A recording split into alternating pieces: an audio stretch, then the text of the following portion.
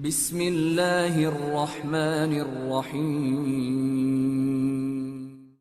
Wahai orang yang terpedaya dan melupakan kematian dan sakaratil maut. Sakarat artinya prosesi ya. Maut berarti kematian. Ya. Wahai orang yang terpedaya dan melupakan kematian dan sakaratil maut yang sulit dan pahit direngut. Pikirkanlah tentang kematian, sebuah janji yang pasti ditepati. Sebuah hakim yang sangat adil. Ya. Karena dia datang on time dan dia akan mencabut nyawa siapapun.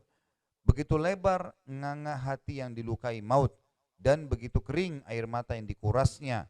Jadi kalau mati sudah datang, semua orang yang nangis sampai air matanya kerabat kita habis pun tetap tidak akan bisa kembali. Dia pisahkan orang-orang yang terhimpun, dia putuskan segala kelezatan dan dia patahkan segala angan-angan. Maka tidakkah kamu berpikir hai anak Adam, saat kamu terbujur kaku, kemana harus berpindah? Ingatlah, saat kamu nanti harus dipindahkan dari tempat yang lapang ke lubang yang sempit. Dari kita bisa berlari, berjalan di muka bumi ini, lalu kita berada di liang lahat yang sempit. Dan teman-teman serta sahabat-sahabatmu tidak sudi lagi menemanimu. Orang yang setiap hari sama kita jalan kemana-mana, sahabat dekat, nggak bakal nginap sehari pun di kuburan. Mustahil. Dia paling nangis ya di atas liang lahat. Coba suruh nginap ke sahabatmu kan, temanin, enggak. Kalau di dunia lagi hidup mau nginap di rumahnya. Di kuburan coba, kalau setia coba deh. Bahkan ibu pun yang kita sudah kenal dengan prinsip ibu sangat menyayangi anaknya, nggak bakal nginap ibu di kuburan. Paling sejam, itu sejam sudah sangat lama, pulang ke rumah. Gitu kan. Juga saudara-saudara serta kawan-kawanmu semua pergi meninggalkanmu. Sementara kamu diangkat dari selimutmu yang lembut, dimasukkan ke dalam kain pembungkus.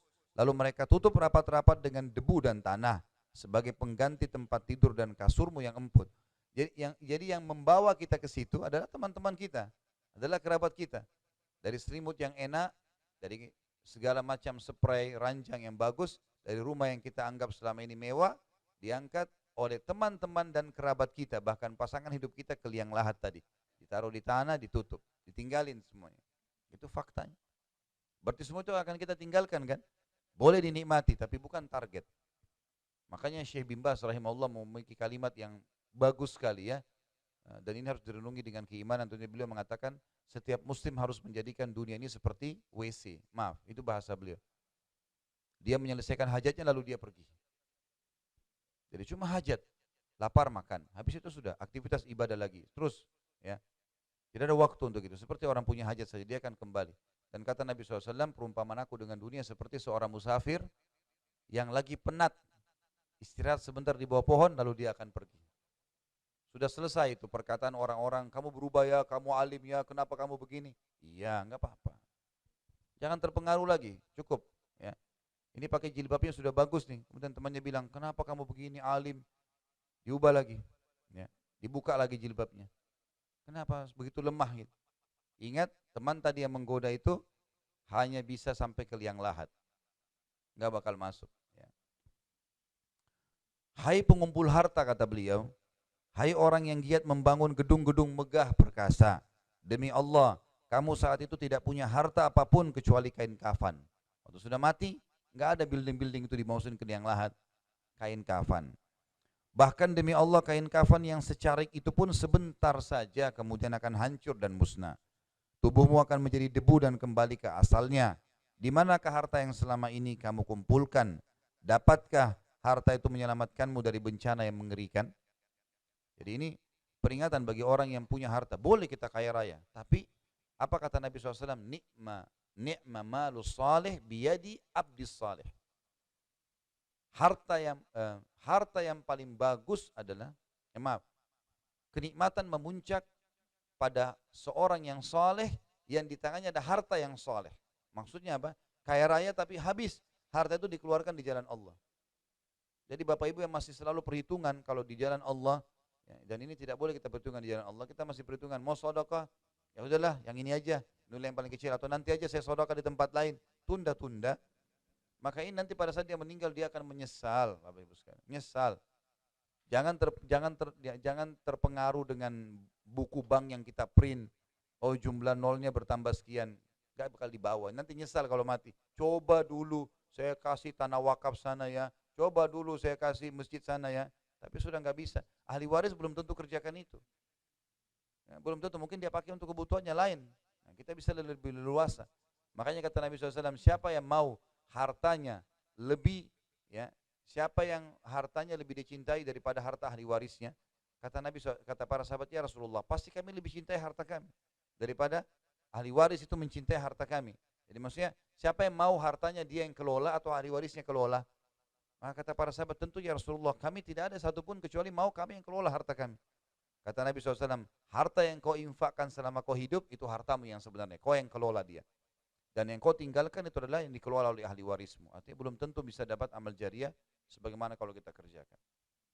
Makanya juga Bapak Ibu sekalian garis bawahi satu kaidah penting dalam hidup. Kalau ibadah sedang depan mata, tugas kita apa? Eksekusi. Bukan lagi menilai. Ini azan nih. Ada masjid kita lewat. Tidak usah di sini deh, sholat sana aja.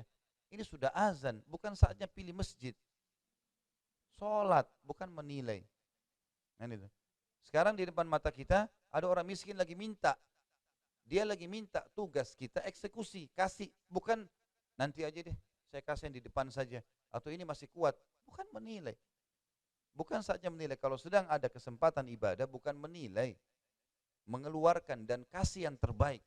Karena sebenarnya yang kita kasih, orang miskin yang menerima sedekah kita, Bapak Ibu sekalian, itu dia hanya menikmati untuk dunianya, kayak makan, minum. Kita sedang membawa itu ke akhirat. Makanya seorang salaf yang pedagang kaya raya dia, Masya Allah, dia dengan teman-temannya selalu nabung, ya habis untung nabung, tapi tidak pernah sedekah teman-temannya nih. Pokoknya antara dia kembalikan ke modal, kebutuhannya dasar saja, tentu buat diri sendiri juga sedekah, tapi maksudnya untuk kegiatan yang lain. Lalu kemudian yang lainnya ditabung sama mereka sampai mereka gudangnya penuh dengan harta-harta. Orang ini tidak, setiap dapat keuntungan dibagi 3 sama dia. Sepertiga masuk kepada penambahan modal, sepertiga buat kebutuhan keluarganya, sepertiga disedekahkan. Jadi kalau dapat keuntungan 10 juta, udah 3 juta 300 sekian itu sudah harus di jalan Allah, dikeluarkan sama dia. Sampai dia nggak punya tabungan orang ini, tapi usahanya jalan, berkembang, dan orang kaya juga. Kata teman-temannya, apa kau tidak sayang dengan hartamu yang kau keluarin tuh? Sepertiga banyak sekali. Lihat, kami sudah punya gudang-gudang yang penuh dengan harta. Apa kau tidak sayang? Kata dia apa? Justru saya sayang harta saya. Saking sayangnya saya bawa ke sana. Sedekah ini saya sedang bawa ke akhirat. Kalian yang tidak sayang harta kalian, karena kalau kalian meninggal akan ditinggal itu. Gak bakal dibawa ke kuburan. Jadi harus jeli gitu kan. Jadi mulai sekarang jangan 2000 terus. Keluarin yang besar. Udah gitu saya pernah bilang 2000 minta kesehatan, kekuatan, keturunan. Selamat dari neraka, masuk surga. Untung malaikat nggak bisa ngomong seperti itu. Kalau ngomong mungkin kita sudah dimarahin tuh. Kasih makanan orang, makanan bekas. Kasih baju-baju bekas. Kenapa nggak beli yang baru? Ya kan? Coba kasih yang terbaik. Kita kalau masuk restoran, makan enak nih. Sederhana saja, coba aja nih. Pas makan, misalnya nilainya 100.000 buat kita. Baik, beli porsi yang sama, keluar kasih tukang parkir tuh. Kasih nilai yang sama. Bukan bekas, ya, kasih dia nilai yang sama. Kita beli baju harga 200.000 misalnya, 300.000, berapa kita beli? Coba beli baju yang nilai sama, kasih orang lain. Coba belajar itu. Kata Allah SWT dalam Al-Quran, A'udzubillahi minasyaitonir rajim, wa may yuqa syuhha nafsihi fa ulaika humul muflihun. Siapa yang diyuqa, waqa itu artinya dikerok sampai habis. Siapa yang dikerok sampai habis, syuhha nafsihi, kepelitan dalam dirinya, maka mereka adalah orang-orang yang beruntung. Maksudnya di jalan Allah nih, perhitungan jalan Allah. Itu enggak boleh. Harusnya kita royal di situ, dan kita sudah bahas sebenarnya. Bapak Ibu kalau ikuti ceramah saya di YouTube tentang judul Saudaraku Inilah Rahasia Rezekimu, itu salah satu kiatnya memperbanyak harta dengan sedekah itu sendiri. Jadi harta tidak akan dibawa. Dan ini peringatan yang sangat luar biasa, saya ulangi supaya kita renungi. Hai pengumpul harta, hai orang yang giat membangun gedung-gedung, ya, megah perkasa. Ya, ini bayangkan Imam Qurtubi ini hidup di zaman belum ada bangunan kayak kita sekarang ya. Tapi beliau sudah bisa menggambarkan itu. Demi Allah, kamu saat itu tidak punya harta apapun pada saat sudah mati kecuali kain kafanmu, kain kafan. Bahkan demi Allah kain kafan yang secarik itu pun hanya sebentar, hitungan hari dia akan hancur dan musnah. Tubuhmu juga akan menjadi debu dan kembali ke asalnya. Di manakah harta yang selama ini kau kumpulkan? Dapatkah harta itu menyelamatkanmu dari bencana yang mengerikan itu? Tidak, kata beliau, bahkan semuanya telah kamu tinggalkan untuk orang-orang yang tidak tentu memujimu. Ya. Sementara kamu sendiri datang membawa dosa-dosamu kepada Tuhan yang tidak menerima lagi alasanmu. Tidak ingatkah kamu dengan firman Allah dalam surah Al-Qasas ayat 77? A'udzu billahi minasyaitonir rajim wabtaghi fima ataqallahu ad-daral akhirah. Dan carilah apa yang telah dianugerahkan Allah kepadamu di negeri akhirat. Artinya jadikan kekuatan kita, kesehatan kita, harta kita, segala macam fasilitas yang Allah berikan ini untuk mengejar akhirat, dan itu targetnya memang. Jadi bukan untuk dihabiskan di dunia saja. Sungguh benar orang yang berkata, kata beliau, ketika menafsirkan firman itu, carilah dengan dunia yang telah dianugerahkan Allah kepadamu negeri akhirat, yaitu surga. Jadi carilah dunia untuk akhiratmu. Semuanya kita hubungkan dengan masalah itu. Karena sudah wajib bagi orang mukmin mengelola dunia ini untuk hal-hal yang bermanfaat bagi dirinya kelak di akhirat. Bahkan atau bukan untuk hal-hal yang akhirnya hanya akan menjadi tanah dan air, atau untuk berbegah-begahan dan berbuat aniaya. Jadi seolah-olah mereka berkata, jangan lupa kamu akan meninggalkan semua hartamu kecuali yang menjadi jatahmu saja, yaitu kain kafan. Senada dengan itu juga seorang penyair pernah berkata, jatahmu dari yang dikumpulkan semua sepanjang hidupmu di dunia hanyalah 2 carik kain sederhana, pembungkus tubuh dan daun bidara. Penyair lain juga mengungkapkan, tentu ini maksudnya adalah kain kafan. Itu jadi jatah kita yang sebenarnya kita bawa menuju ke akhirat. Penyair lain mengungkapkan pula, sifat qana'a sajalah. Qana'a itu merasa cukup. Qana'a artinya merasa cukup. Sifat qana'a sajalah. Jangan kamu inginkan gantinya. Artinya kalau sudah punya ini syukuri, sudah punya syukuri, Allah tambah sudah. Sifat qana'a. Padanya terdapat kenikmatan, padanya ketentraman badan. Jadi kalau kita merasa cukup dengan ada, gitu kan, maka kita akan merasa kenikmatan dan juga ketentraman badan. Lihat, tentu kalau kita lihat orang yang bersaing dalam poin ini ya, banyak orang yang dari rumah ini ke rumah itu, rumah ini ke rumah itu terus, maka tidak akan tentram hidupnya. Karena setiap dia pindah ke satu komplek, dia lihat ada temannya lebih besar, dia pindah lagi komplek yang sebelah. Ada orang dalam hidupnya mungkin 7-8 kali pindah-pindah, atau 10 kali, atau bolak-balik ya, melakukan perbuatan hanya karena mau bersaing urusan dunia ini. Beda kalau kita butuhkan, fasilitas itu tuh berbeda. Karena kita boleh menikmatin kalau kita butuhkan. Lihatlah pemilik segala harta, dia pergi meninggalkan dunia, tidak ada yang dibawa selain kapas dan pembungkus jasadnya saja. Kemudian beliau coba merincikan hadis Nabi tentang si cerdik dan si tolol tadi. Sudah kita jelaskan ya, orang yang cerdik yang mengingat kematian, dan orang yang tolol, orang yang terus berlalai-lalai dan berharap pengampunan Allah. Nabi SAW bersabda dalam sebuah hadis ini berbunyi, al-qayyisu mandana ya, nafsihi atau nafsahu. Orang yang cerdik adalah orang yang menaklukkan dirinya. Kata dana pada hadis ini bisa berarti menghitung. Dan ada pula yang mengatakan menaklukkan. Abu Ubaid berkata, dana nafsahu artinya menaklukkan dirinya dan memperbudaknya. Jika orang berkata dintuhu adinuhu artinya aku menaklukkannya.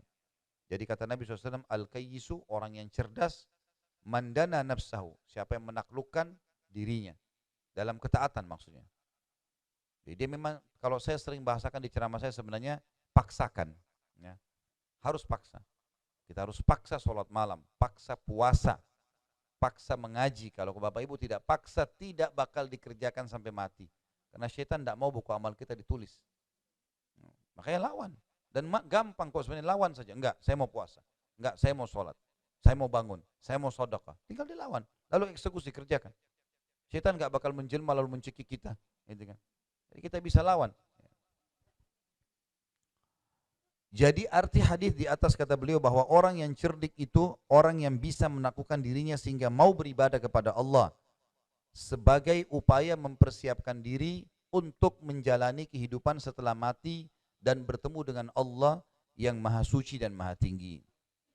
Atau bisa juga berarti bahwa orang itu menghitung-hitung dirinya apa saja yang telah dia lalaikan dalam usianya dan bersiap-siap untuk menghadapi kesudahan hidupnya dengan cara beramal soleh. dan berupaya melepaskan diri dari kesalahan-kesalahannya di masa lalu, serta berzikir dan mematuhi Allah dalam segala perilakunya. Inilah bekal sebenarnya untuk menyongsong hari berpulang atau yaumul ad atau yaumul al ma'ad, ya, hari kembali. Tentu di sini artinya ini sangat penting kita bisa menghitung-hitung. Jadi biasanya saya juga temukan ada beberapa penerbit ya yang sudah coba membuat jadwal muhasabah harian. Itu bagus juga tuh ya. Jadi saya pernah lihat ada kayak tabel gitu dibuat, sudahkah Anda sholat tepat waktu? Kita sendiri yang cateng. Oh ya, pernah. Sudahkah baca Al-Quran hari ini? Sudahkah menjenguk orang sakit? Sudahkah berbakti sama orang tua? Sudahkah bersedekah? Sudahkah membaca Quran? Sudahkah berzikir? Jadi kita sendiri yang muhasabah. Dan sebenarnya jadwal kan sudah ada Allah kasih ya. Kita sholat subuh ada waktunya, jumlah rakaatnya, ada zikir setelah sholatnya, ada setelahnya sholat duha, ada setelahnya sholat qobliyah duhur, duhur, ba'diyah duhur. Di antaranya juga ada jeda untuk kayak gini, hadir majelis ilmu, mungkin kita beraktivitas. Intinya sebenarnya jadwal kita seharian itu sudah padat. Tinggal kita komitmen menjaga itu. Jangan ada yang lost gitu ya. Kalau ada yang lewat pun maka dia harus menyesal, ya, meminta kepada Allah agar diselamatkan, tidak lagi itu terulang dan seterusnya.